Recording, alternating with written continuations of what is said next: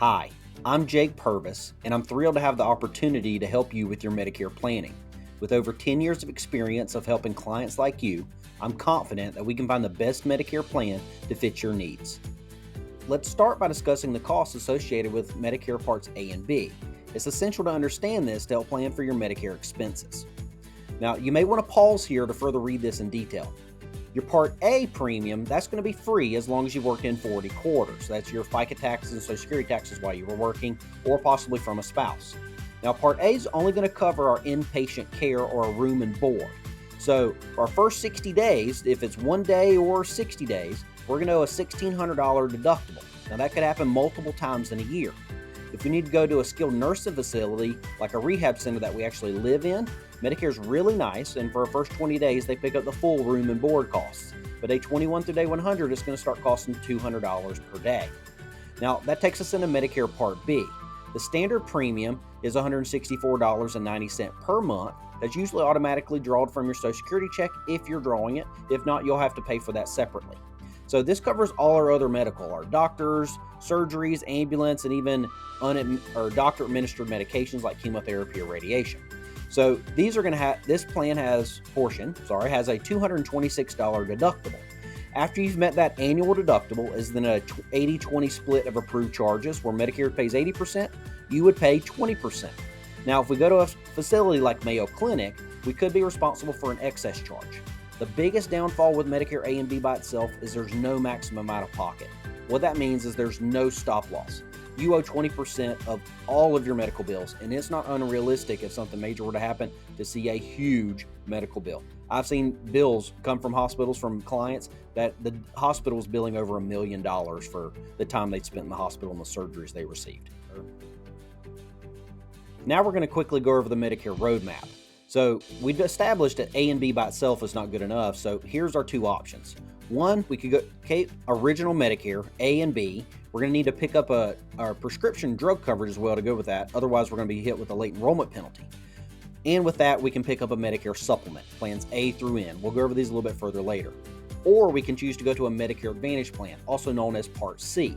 These are privatized plans that offer A, B, and D benefits all wrapped up into a privatized package. Now, if we do have those plans, there are costs associated with it. Some could be large, but I recommend picking up supplemental benefits of like what we call a hospital plan. Next, let's discuss the differences between Advantage and supplemental plans. It's important to understand the difference here so you can make an informed decision. So, they both have pros and negatives. The biggest pros of a Medicare supplement is there's no network restrictions. As long as the doctor or facility accepts original Medicare, you can go, no questions asked. Some of these plans offer zero copays after you've met a deductible. These allow you to budget so you know what your medical expenses are going to be based on the premium you're paying, and they're guaranteed renewable for life. Now, the downsides are you do have to purchase your prescription coverage separately, and they don't include any dental, vision, or hearing benefits more than maybe a little bit of a discount program. You can purchase those separately. Now, Advantage plans. The biggest pros on those are most plans in our area or near me have zero premium. So their prescription coverages are built in.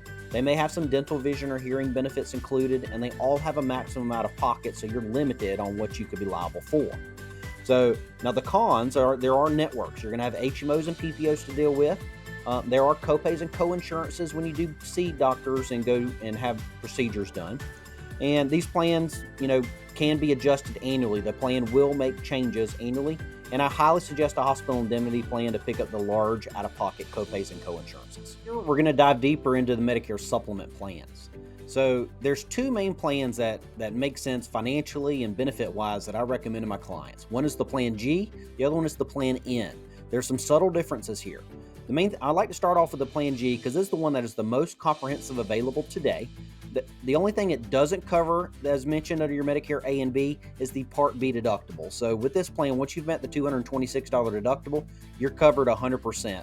No more copays or co-insurances for every Medicare-approved procedure. Also here, the Part B excess charges. If you're going to Mayo Clinic, you're going to want to have this coverage here. Now, the Plan N, if you're not using Mayo Clinic, could be a great option.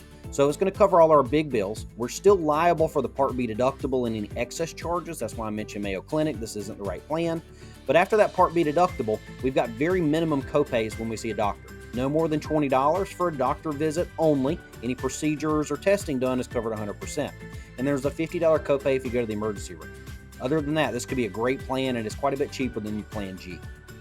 Lastly, we're going to discuss HMOs and PPOs. If you elect for a Part C plan, this will help you narrow down your options. So a PPO is going to give you the most flexibility. You're not required to have a primary care physician, you're not required to get referrals to see specialists, and you have out-of-network coverage in non-emergency situations. The cons are you're going to have higher copays and coinsurances than an HMO, a little bit higher max out-of-pocket, and a little less rich ancillary benefits, but it's usually not bad. So the HMOs, there's our health maintenance organizations, so those are going to have your lower copays and coinsurances, lower max out-of-pockets, and of course more rich ancillary benefits. Cons are you are required to have a primary care doctor, you're going to be required to get referrals before you see specialists, and there's no out-of-network coverage unless it's an emergency. So in an emergency situation, no network applies. I hope this brief overview has given you some valuable insights into Medicare. I'm excited to meet with you and discuss the topics in more detail during our scheduled appointment. If you have any questions before our meeting, please don't hesitate to reach out. Looking forward to helping you navigate Medicare and ensure you have the coverage you deserve.